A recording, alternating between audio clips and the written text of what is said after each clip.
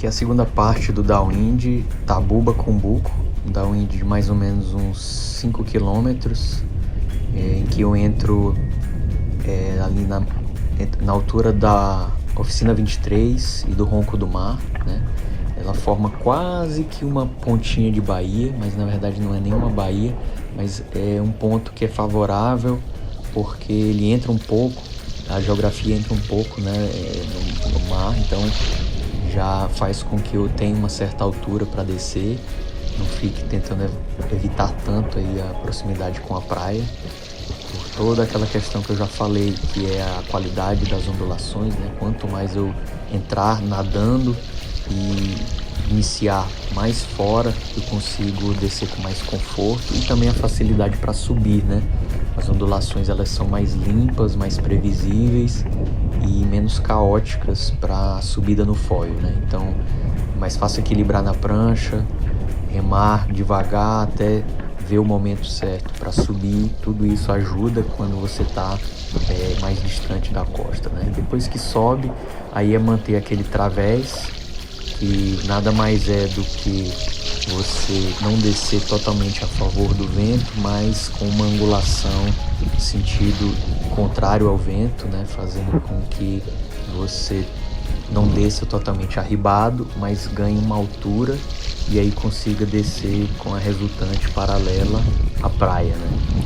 Isso até o limite da geografia de começar a fechar. Aqui no Cumbuco, a praia começa a fechar a partir do Waiwai, ali sentido Pico das Almas, então já começa a fechar.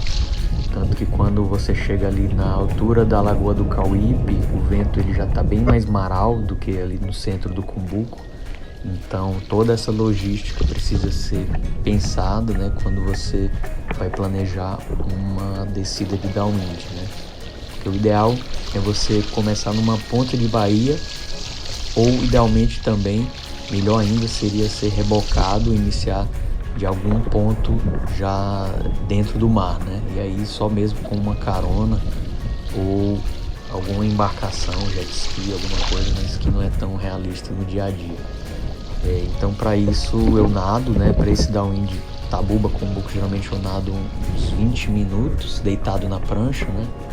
E aí algumas pessoas já me perguntaram por que eu não entro em pé remando, já que é uma prancha de SUP, porque na verdade essas pranchas elas são bastante estreitas e com pouco volume, né?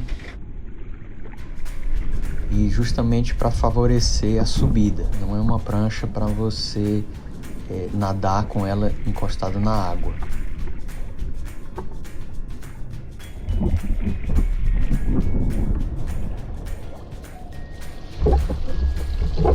O ideal seria subir nela só no momento de subida no foil, né?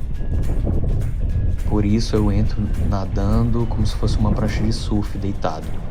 E ela, como é estreita e comprida, ela flutua e desliza com mais facilidade do que uma prancha mais larga. Então eu ganho vantagem nisso, remando com mais velocidade, me faz com que eu entre até 1 quilômetro com uma velocidade maior do que uma prancha de surf, por exemplo, que tem menos flutuação.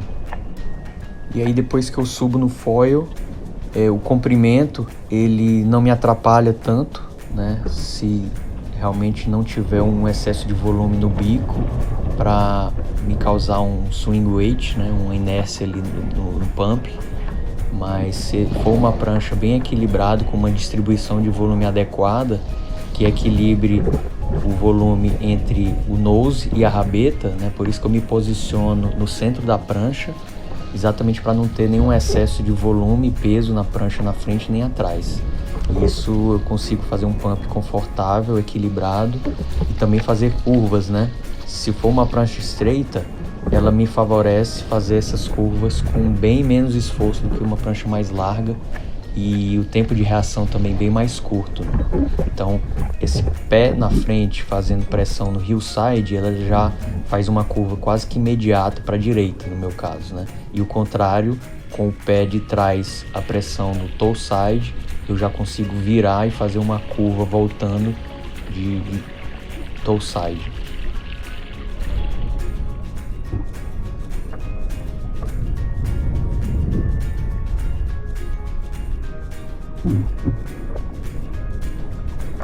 Nesse ângulo aqui dá pra ver que o lixo tá enrolado no meu pé da frente, né? Isso foi quando eu fui subir na prancha, né? Fiquei em pé e sem notar o lixo tinha enroscado ali no meu pé. Eu continuei remando e subi, então não atrapalhei tanto.